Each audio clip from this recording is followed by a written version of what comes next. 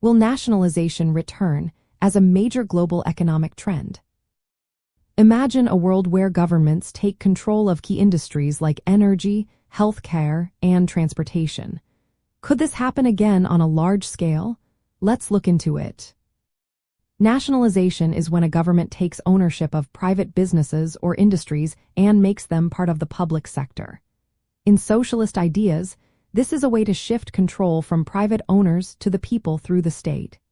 Historically, nationalization has popped up many times. For example, after the 1917 Russian Revolution, the Soviet Union nationalized almost all industries.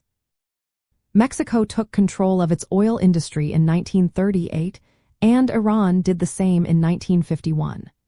Cuba nationalized foreign businesses in 1960, and Britain took over coal mines and railways after World War II.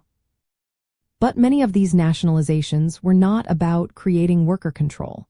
Instead, they often aimed to keep capitalism going during tough times.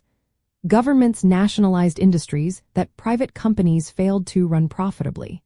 They paid former owners with bonds or stocks, so the industries stayed under state control but still operated within a capitalist framework. From a socialist point of view, there is a big difference between capitalist and socialist nationalization. Capitalist nationalization keeps the profit motive alive, with workers still selling their labor to the state.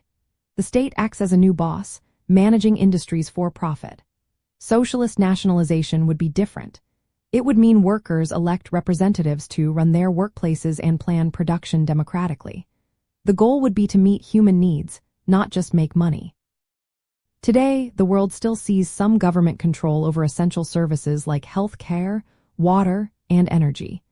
Many countries have nationalized parts of these sectors. But since the 1980s, the trend has been moving toward privatization. Governments sold off many state-owned companies to private owners.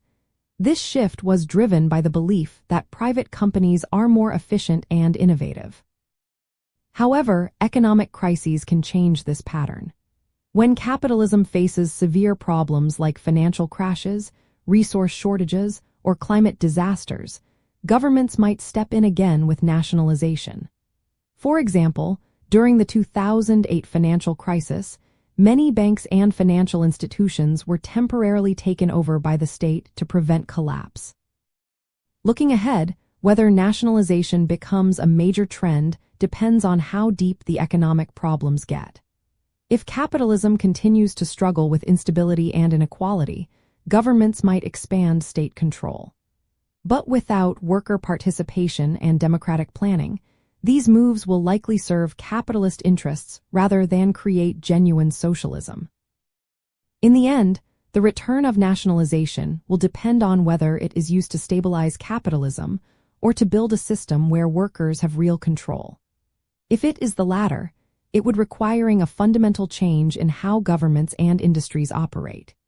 Until then, nationalization may appear during crises but is unlikely to become the dominant economic model again without a shift toward democratic worker management.